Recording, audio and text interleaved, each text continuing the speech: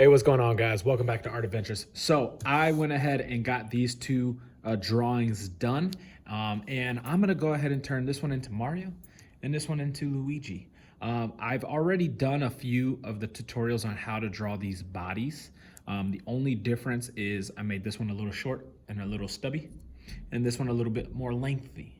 Right? So one being Mario, one being Luigi. I didn't give them faces, as you can see. I pre-colored them, so this video would only be, a couple minutes long. So let me know if you like this style of video as far as the pre-made artwork, and then me just kind of giving you guys new ideas.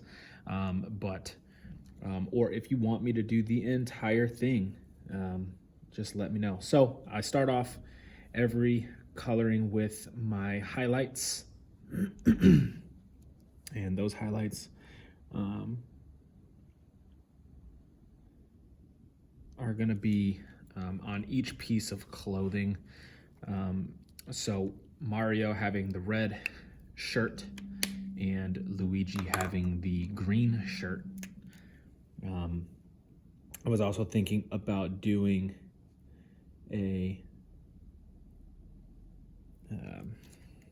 this one. I guess I wouldn't do the highlight, I would do most of it because I only have two different color reds that kind of worked best for this. But yeah, the hats, I was actually going to put them in, but decided not to because then I'd get rid of the stem and then I'd have to cut off top of the head. I think that's a really good look. Excuse me. I think it's a really good look as far as how detailed the actual top of the pumpkin is. And if you need your red to be darker, which I don't really have a darker red than the actual red itself, just give it a couple layers. Don't give it too many layers if you're using regular Crayola markers or something like that, water-based markers.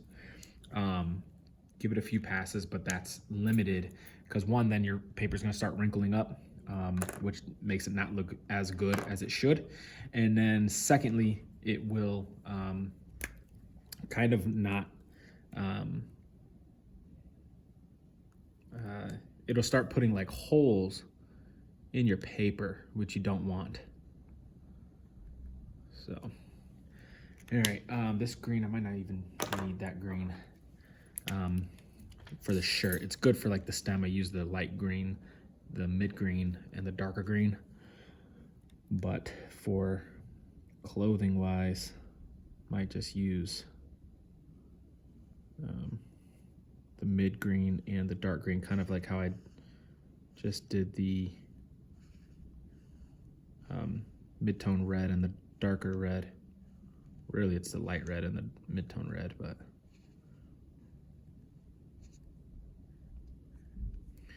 alrighty. Yep, I'm gonna take that light green out. It just doesn't look good.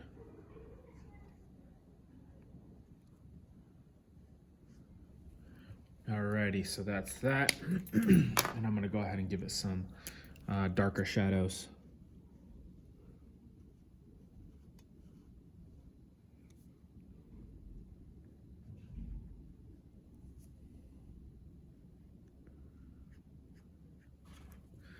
Alrighty, last thing, they have like black boots on, I believe. Not 100% sure, but I think they have black boots on, so I'm gonna go ahead and give them some black shoes.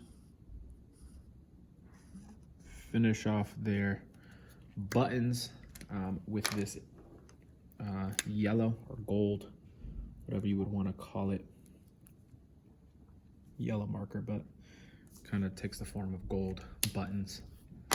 Right, so that's it. And then again, I like to do a background and a neutral color to make all those colors really pop and stand out. You can do a color back here of your choice, but the best, I guess, look for this is gonna be a neutral color like this gray here. So I'm gonna go ahead and get that started and get this finished up. You'll see how the colors start to really pop once we get this background completely colored in. Now, I'm also doing these backgrounds fast and quick. Again, I talk about it all the time. I wish I had my Ohuhu alcohol-based markers, but for these class assignments, I don't use those just because I want to preserve the marker and save the ink, you know. So, but those alcohol-based markers give you a good blend, so you don't really get that scratchy look from your markers. But and you can layer the colors, which is pretty awesome, which you can't do with water-based markers.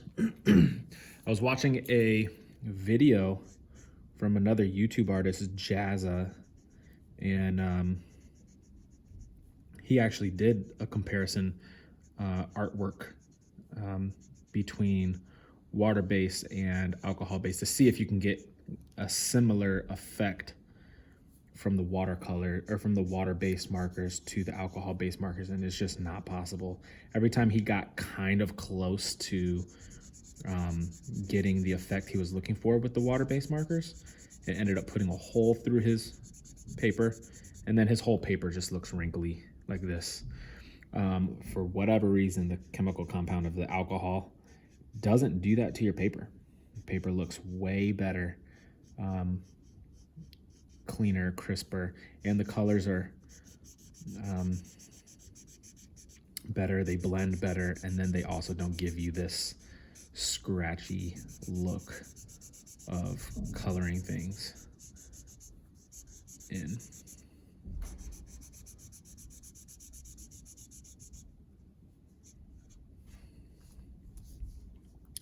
But as you guys can see, the gist of this is getting that background as a neutral color that kind of takes away from that white. White can be a scary color when it comes to an actual complete work of art, because the more white that you have, the less complete it looks.